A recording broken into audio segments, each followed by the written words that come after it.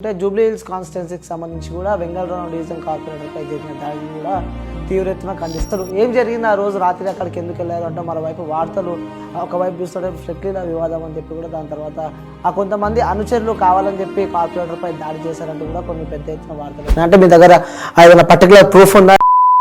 డెఫినెట్గా, ఎందుకంటే నేను వెళ్ళటమే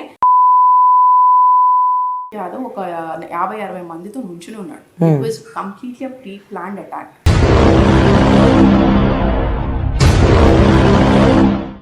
వాళ్ళంతా ఫుల్లీ డ్రంక్ ఉన్నారు. ఇక్కడ యూసఫ్గూడ చౌరస్తాలో మనకి కళ్ళు కాంపౌండ్ ఉందా, కళ్ళు కాంపౌండ్ నుంచి తీసుకొచ్చి ఉంటారు. లేడీస్ నా మీదకి వచ్చేసి కంప్లీట్లీ శారీ లాగేసి ఇలా కొట్టి చాలా దారుణంగా, చాలా అమానుషంగా బిహేవ్ చేశారు.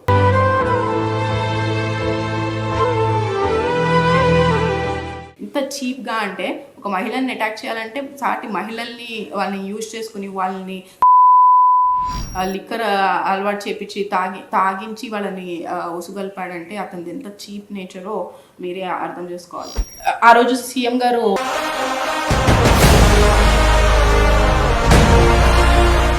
నమస్తే, వెల్కమ్ టు క్యూబ్ టీవీ. నేను మీ యాంకర్ అని. సో గత 2 రోజుల క్రితం చూసుకుంటే జూబ్లీ హిల్స్ కాన్స్టిట్యున్సీకి సంబంధించి కూడా వెంగళరావు డివిజన్ కార్పొరేటర్పై జరిగిన దాడిని కూడా తీవ్ర ఎత్తున ఖండిస్తున్నారు. అసలు ఏం జరిగింది ఆ రోజు రాత్రి అక్కడికి ఎందుకు వెళ్ళారు అంటే మరోవైపు వార్తలు ఒకవైపు చూస్తుంటే ఫ్లెక్లీల వివాదం అని చెప్పి కూడా దాని తర్వాత ఆ కొంతమంది అనుచరులు కావాలని చెప్పి కార్పొరేటర్పై దాడి చేశారంటూ కూడా కొన్ని పెద్ద ఎత్తున వార్తలు వస్తున్నాయి. దీనికి సంబంధించి మనతో మాట్లాడడానికి కార్పొరేటర్ దేదీప్య గారు మన దగ్గర ఉన్నారు. వారి మాటలు మన విషయాలు తెలుసుకుందాం. అసలు ఏం జరిగింది, అసలు అక్కడికి ఎందుకు వెళ్ళింది, వారి మాటలు అడిగి తెలుసుకునే ప్రయత్నం అయితే చేద్దాం. నమస్తే మేడం.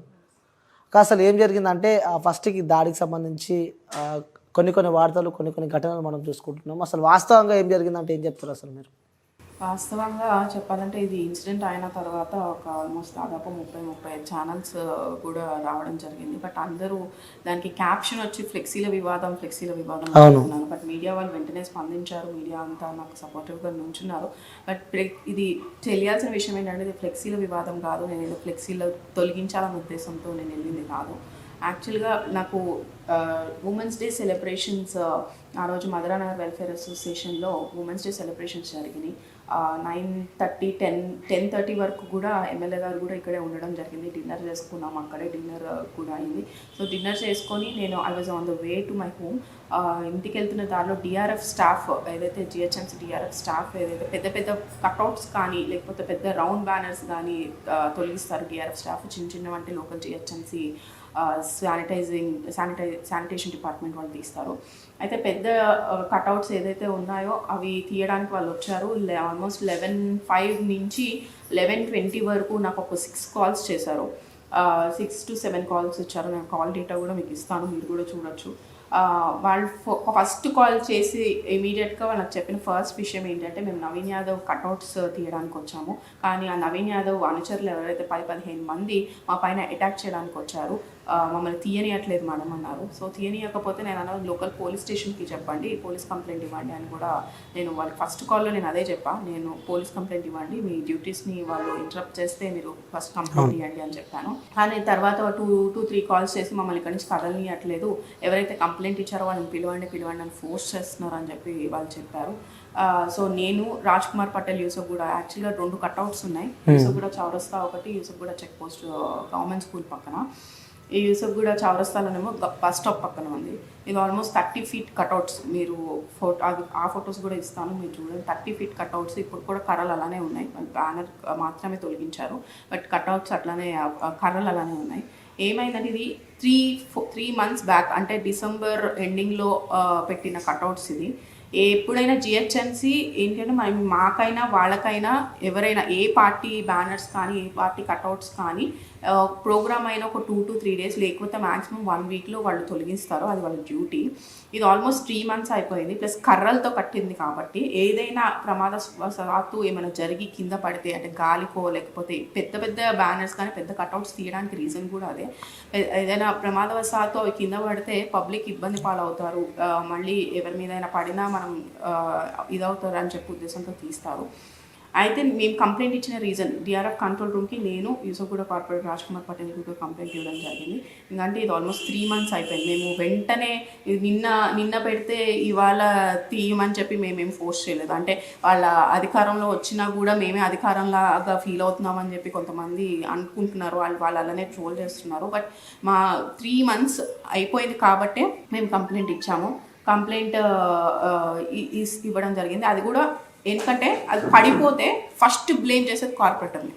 ఎందుకంటే కట్అవుట్స్ కానీ జిహెచ్ఎంసీ లిమిట్స్లో ఇలాంటి బ్యానర్స్ కానీ లేకపోతే చెత్త కానీ లేకపోతే గుంతలు పడినా కానీ ఫస్ట్ బ్లేమ్ చేసేది డివిజన్ కార్పొరేటర్ని.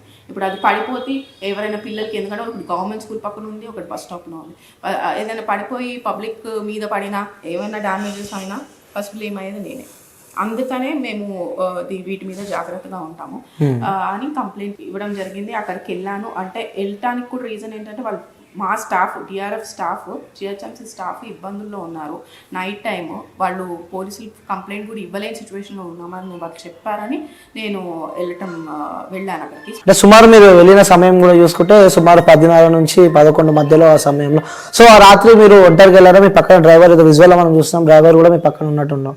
సో ముఖ్యంగా మీరేమో నవీన్ యాదవ్ వంశంలో దాడి చేయించారంటూ కూడా కొన్ని వీడియోలు బయటకు వస్తున్నాయి. అంటే మీ దగ్గర ఏదైనా పర్టికులర్ ప్రూఫ్ ఉందా నవీన్ యాదవ్ వంశం? డెఫినెట్ గా, ఎందుకంటే జరిగింది వాళ్ళ ఆఫీస్ ముందు స్కూల్ పక్కన బయట కట్అవుట్ ఉంది.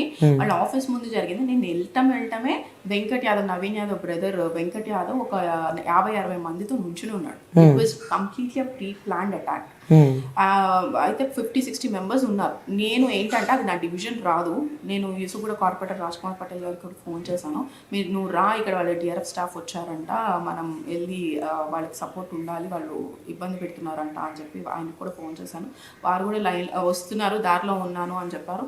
సో ఆయన వచ్చేంత వరకు, ఎందుకంటే యాక్చువల్గా ఫస్ట్ ఇన్సిడెంట్ ఇక్కడే చౌరస్తాలో జరిగింది. యూసఫ్గూడ చౌరస్తాలో సెట్విన్ పక్కన తీస్తుంటేనే వాళ్ళు వచ్చి ఆపి వీళ్ళని పని కట్టుకుని అక్కడ తీసుకెళ్లారు అని చెప్పారు.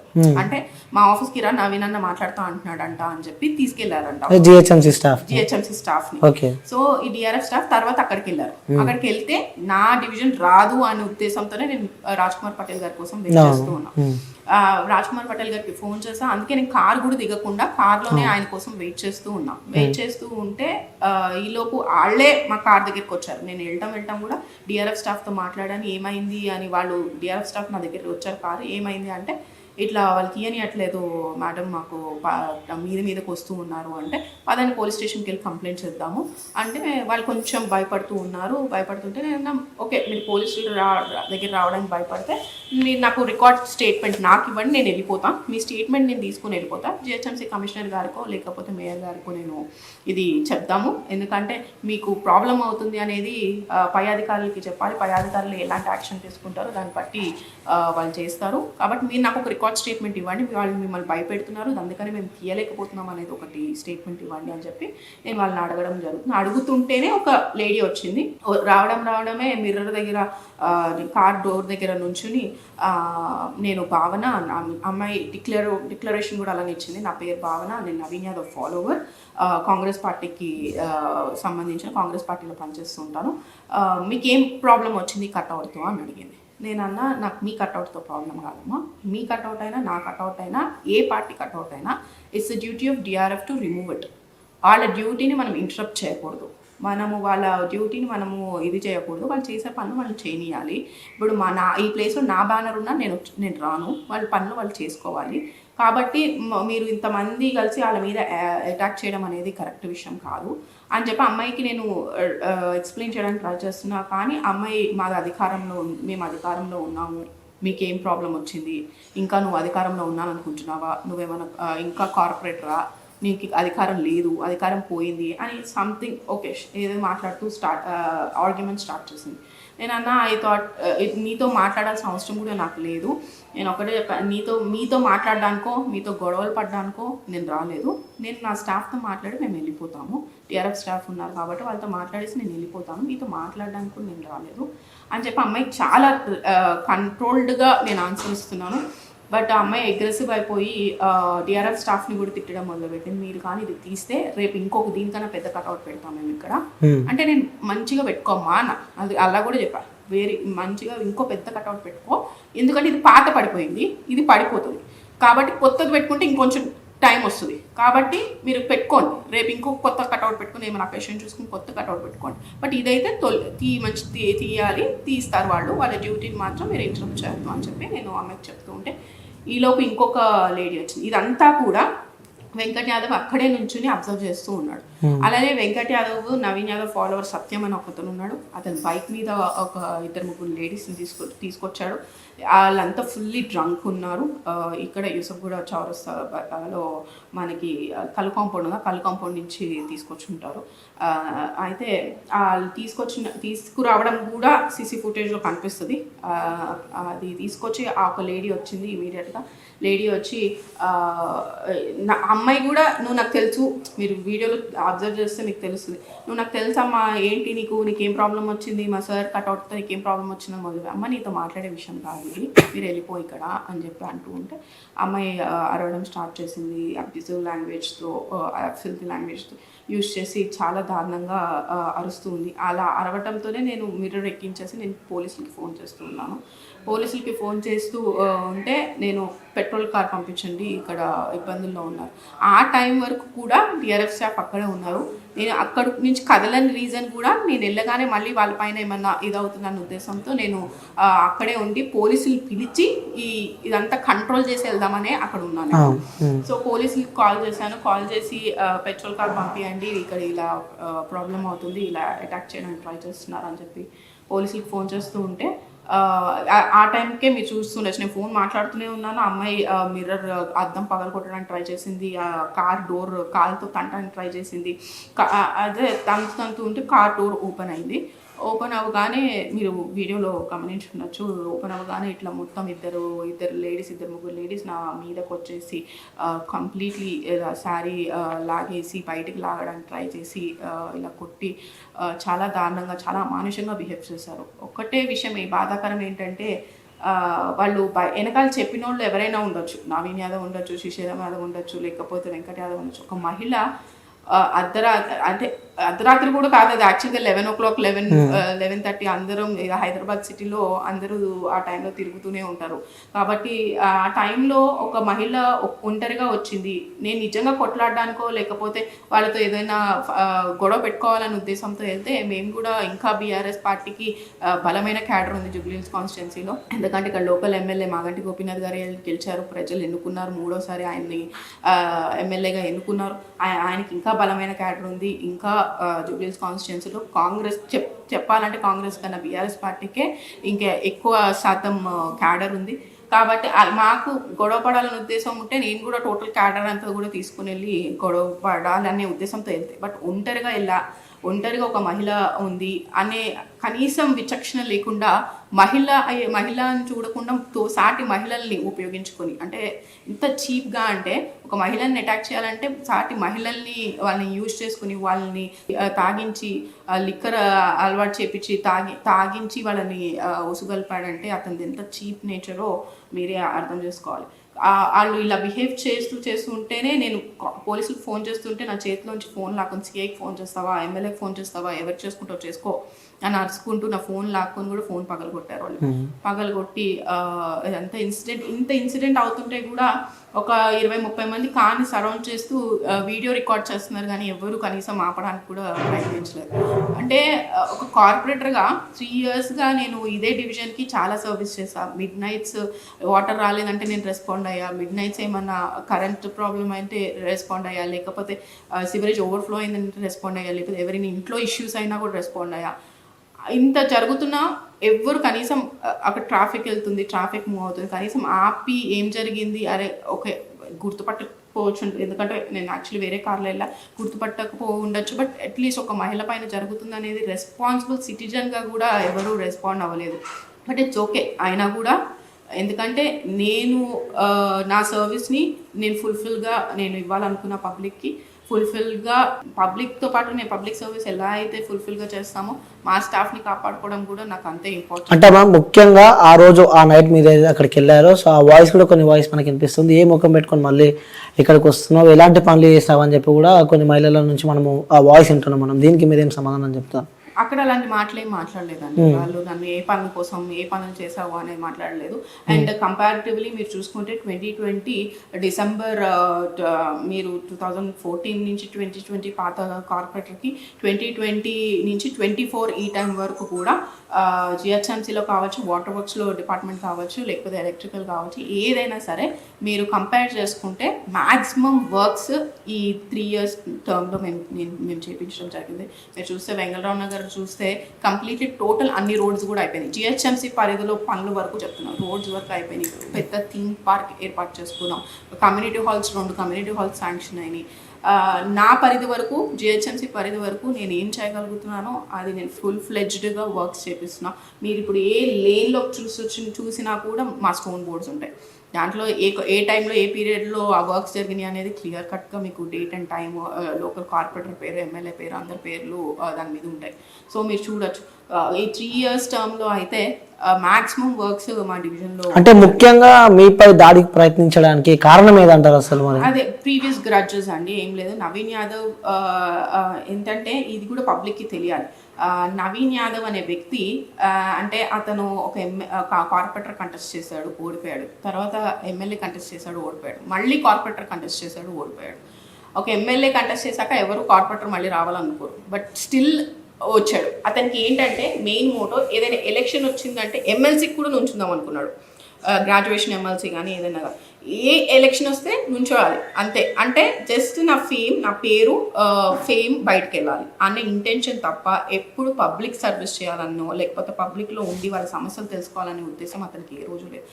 నాకు అంతకుముందు నవీన్ యాదవ్ ఎవరో తెలియదు, శ్రీశైలం యాదవ్ ఎవరో తెలియదు. సరే, నేను గెలిచినప్పటి నుంచి 3 years నా టర్మ్లో నేను రెగ్యులర్గా, ఎందుకంటే వాళ్ళు ఇల్లు ఏదైతే ఉందో అది మా ఏరియాకి వస్తుంది కాబట్టి రెగ్యులర్గా ఈ ఇష్యూస్లో నేను ఉంటున్నాను కాబట్టి వాళ్ళ గురించి తెలుసుకోవడం జరిగింది.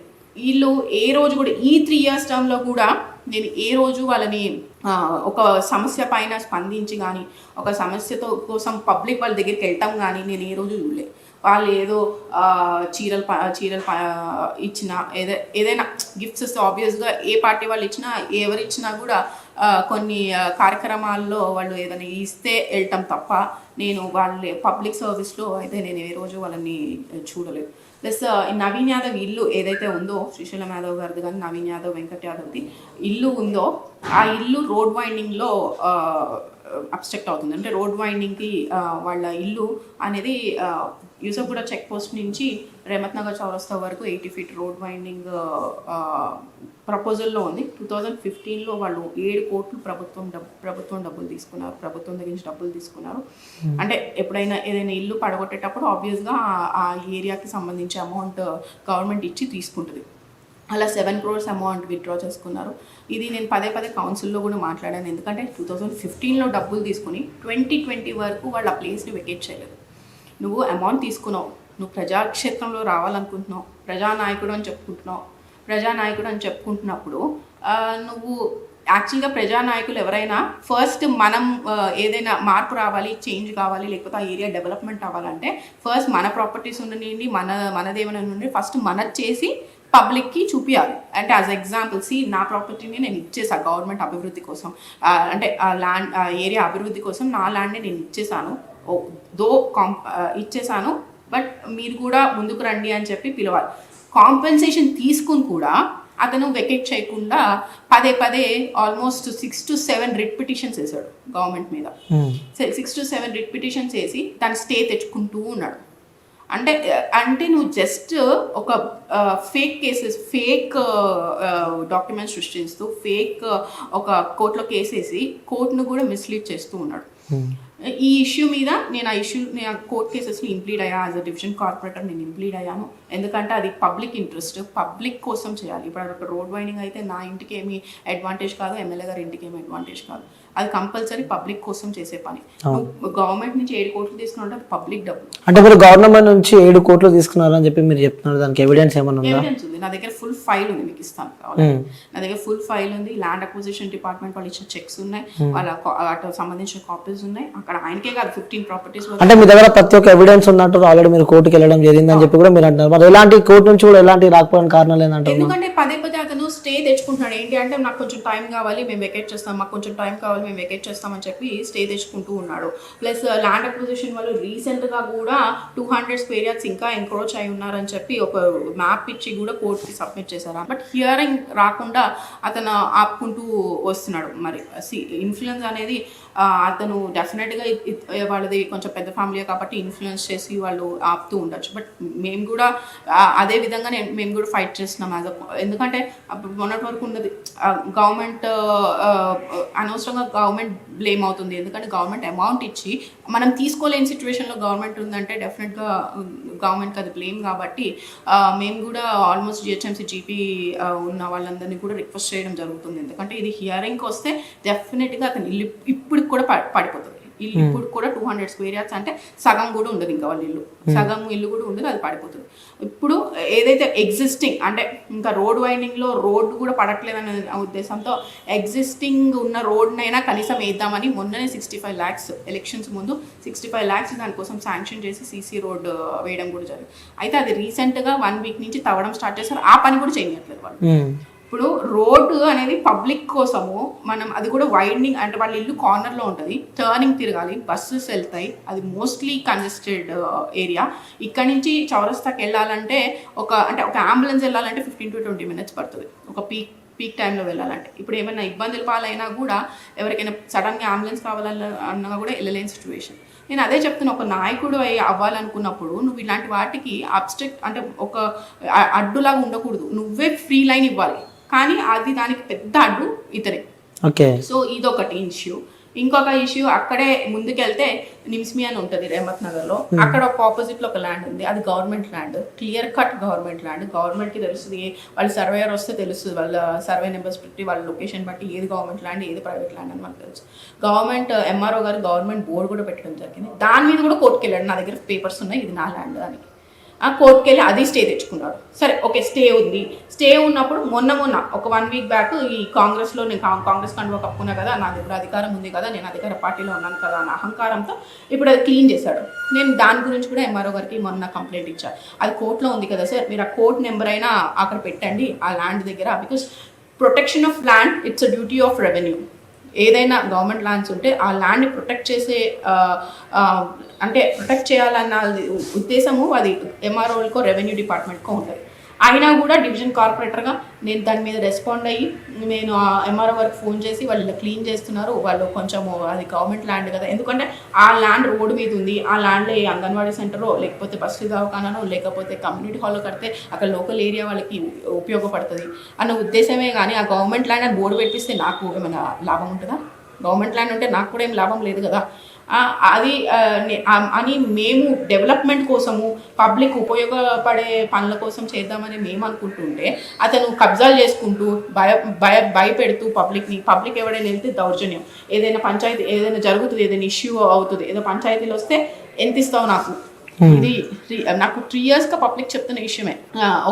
ఎవరైనా పలానా వాళ్ళు డబ్బులు ఇవ్వట్లేదు అన్నా అని వెళ్తే నువ్వు నాకు ఎంత కమిషన్ ఇస్తావు అని చెప్పి దౌర్జన్యంగా దోచుకోవడం. వెంకట్ యాదవ్ పెళ్లికి మా జీటీఎస్ టెంపుల్లో వాళ్ళు ఉంటారు, మేళాలు వాయించేవాళ్ళు, ఈ బ్యాండ్ వాళ్ళందరూ ఉంటారు, వాళ్ళకి డబ్బులు ఇవ్వకుండా వాళ్ళని తిట్టి పంపించాడంట. అది వాళ్ళ ఇంటిలో నేచర్, వాళ్ళ నేచర్ అది. ఒక మటన్ ఓడికి చికెన్ ఓడికి వాళ్ళందరికీ ఫ్రీగా ఇచ్చేయాలి, ఎందుకు ఇవ్వాలి? అరే నువ్వు ఇంకా మీరు ఈ రోజు కూడా నేను పానీపూరి తిన్నా కూడా ఒక 10 రూపాయలు కూడా ఇచ్చొస్తా కార్పొరేటర్.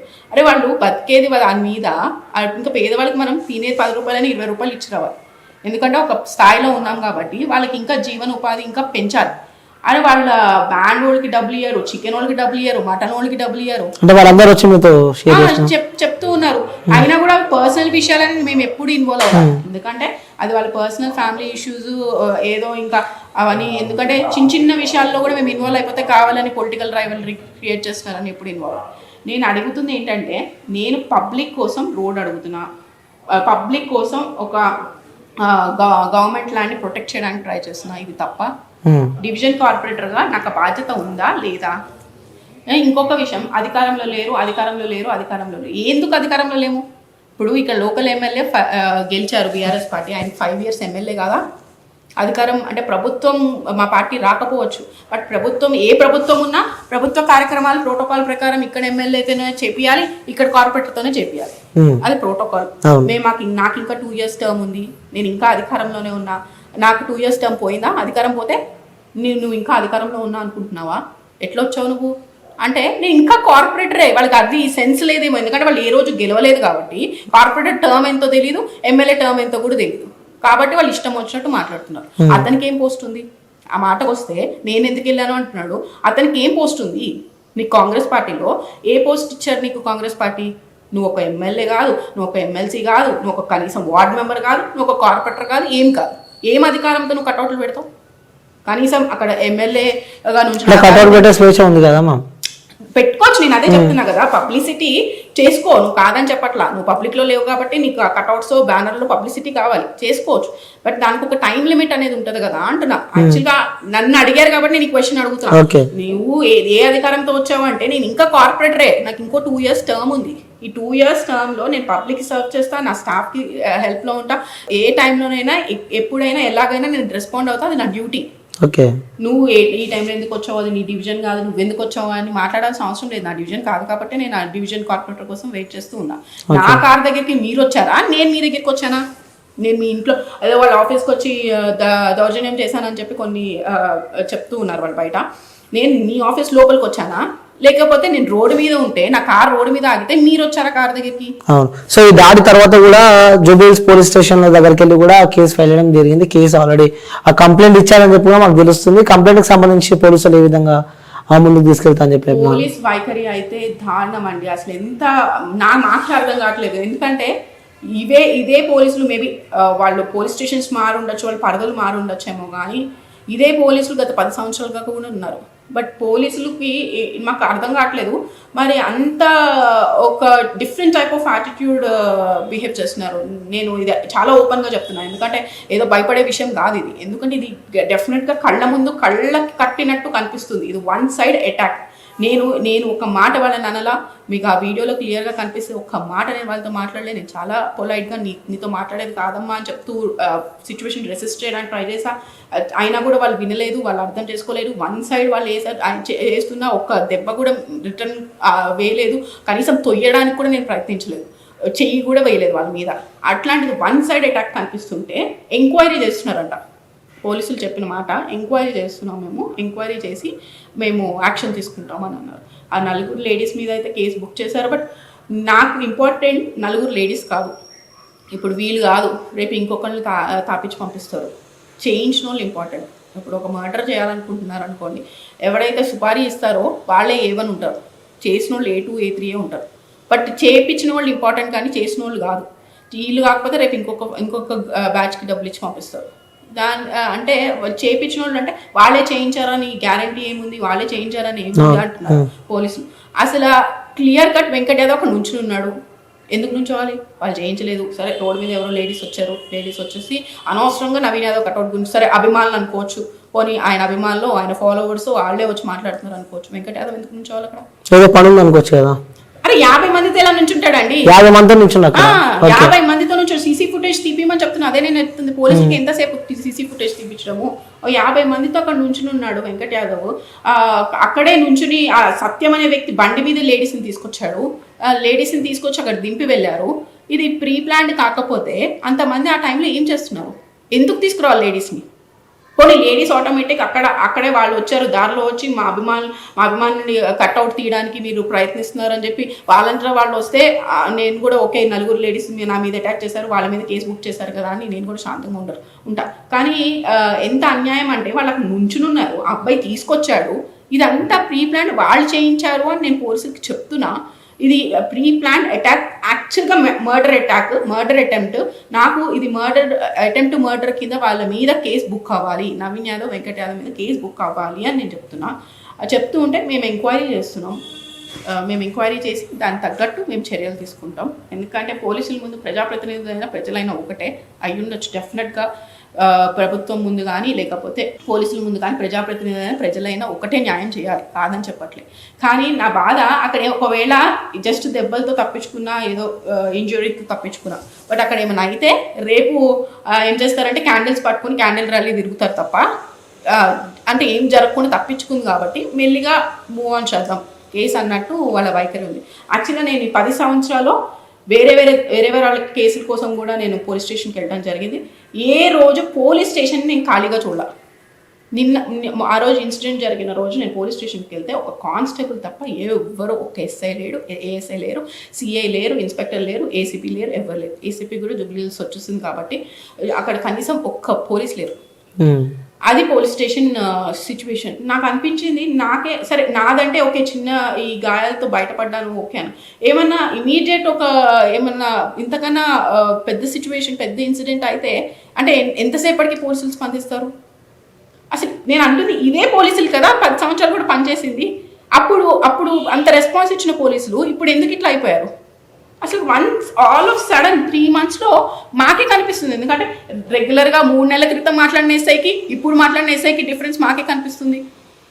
ప్రజాప్రతినిధులము వాళ్ళు మా మీదే అటాక్ జరిగింది, సామాన్య ప్రజలు ఇంకా భయంతో వెళ్ళిపోతారు. అరే ఒక కార్పొరేటర్ని సైతం వాళ్ళు వదలట్లేదు, మన మీద ఏం జరుగుద్దా అని భయపడతారు సార్, కొంచెం యాక్షన్ తీసుకోండి సార్. ఇమీడియట్ యాక్షన్ తీసుకుంటే వాళ్ళకు కూడా ప్రజలకు కూడా కొంచెం ఇదవుతారు, అంటే కొంచెం పేషెంట్గా ఉంటారు, వాళ్ళకి ఏం భయం లేకుండా ఉంటారు. ఎందుకంటే పాలిటిక్స్ అనేది చాలా అంటే ఛాలెంజింగ్ ఫీల్డ్ అండి పాలిటిక్స్ అనేది. ఈ ఫీల్డ్లో మెయిన్గా కార్పొరేషన్ లోకల్ బాడీస్లో 50% రిజర్వేషన్ మహిళలకు ఇచ్చారు కేసీఆర్ గారు. 50% రిజర్వేషన్ మహిళలకు ఇచ్చినప్పుడు మహిళలు ఇప్పుడిప్పుడే బయటకు వస్తున్నారు, వాళ్ళ టాలెంట్ని చూపించుకోవడానికి వస్తున్నారు. కొంతమందికి లీడర్షిప్ క్వాలిటీస్ ఉంటాయి, కొంతమందికి ఆంటర్ప్రెన్యూర్షిప్ క్వాలిటీస్ ఉంటాయి, కొంతమందికి అంటే వాళ్ళు చేసే సర్వీస్ ఫుల్ ఫ్లెడ్జ్డ్గా ఒక మహిళ చేయగలరు. అలాంటి మహిళలు బయటకు వస్తుంటే ఇట్లాంటి ఇన్సిడెంట్స్ అవుతున్నప్పుడు ఇంకొక మహిళ రావడానికి భయపడుతుంది. అరే నువ్వు పోలీసులు యాక్షన్ తీసుకోవాలి, యాక్షన్ తీసుకోండి ఇమీడియట్గా అంటే మేము ఆ 9 మీద కేసు బుక్ చేసాం కదా, 41A నోటీస్ ఇచ్చి పంపించారు. ఇది వాళ్ళు తీసుకున్న యాక్షన్. ఏమన్నా అంటే పేర్లు ఎందుకని ఏమన్నా అంటే వాళ్ళు చెప్పిన ఆన్సర్ ఏంటంటే, మన ఇండియన్ డెమోక్రసీ సిస్టంలో మన కాన్స్టిట్యూషన్లో ఇలానే ఉంది మేడం, ఏం చేయమంటారు అంటున్నారు. ఏంటంటే ఇలాంటి అటాక్స్ చేసినా జస్ట్ నోటీస్ ఇచ్చి పంపించాలని రాస్తుందంట. కనీసం వాళ్ళని భయపెట్టడం కాదు. అసలు విచిత్రం ఏంటంటే నాతో ఎలా మాట్లాడారో ఎవరైతే డ్రంకన్ లేడీస్ ఉన్నారో అట్లీస్ట్ డ్రింకింగ్ టెస్ట్, డ్రింక్ చేస్తున్నారా లేదా అని టెస్ట్ చేస్తారు ఇలాంటి ఇన్సిడెంట్ అయినా. ఆ టెస్ట్కి కూడా పంపిలే. ఏమన్నా అంటే డ్రంక్ అండ్ డ్రైవ్కి మాత్రమే అది ఎలిజిబుల్ అంట. నుంచుని తాగేసి ఎవరినైనా మీద దాడి చేసినా అది ఎలిజిబుల్ కాదు. నాకు తెలిసి ఇది లేదు. ఎందుకంటే మా లీడర్ ఉంటారు, మా లీడరే వాళ్ళ కొడుకు తాగేసి ఒక ఆటో వాళ్ళ మీద దాడి చేస్తే అతన్ని డ్రింకింగ్ టెస్ట్కి పంపించారు. మా ప్రభుత్వం డ్రింకింగ్ టెస్ట్ పంపించి అతని పైన కేసులు సెక్షన్స్ కూడా బుక్ చేశారు. మా లీడర్ మీదనే, మా లీడర్ వాళ్ళ పిల్లల కొడుకు మీదనే చేశారు. అయితే నేను డ్రింకింగ్ టెస్ట్ ఎలిజిబుల్ కాదంట దీనికి వాళ్ళు చెప్పిన ఆన్సర్. అంటే దీన్ని బట్టి మీకు ఏం అర్థమవుతుంది? అదే కావాలని వాంటెడ్లీ ఇట్లా ఇప్పుడు ప్రభుత్వ మార్గానే పోలీసుల్ని వాళ్ళని చొప్పు చేతుల్లో పెట్టుకొని పోలీసులను కూడా వాళ్ళ పని వాళ్ళని చేయనీయకుండా, న్యాయం మీద పోరాడకుండా, న్యాయం గెలవనీయకుండా ఇలా చెప్పు చేతుల్లో పెట్టుకోవడం అనేది కరెక్ట్ విషయం కాదు.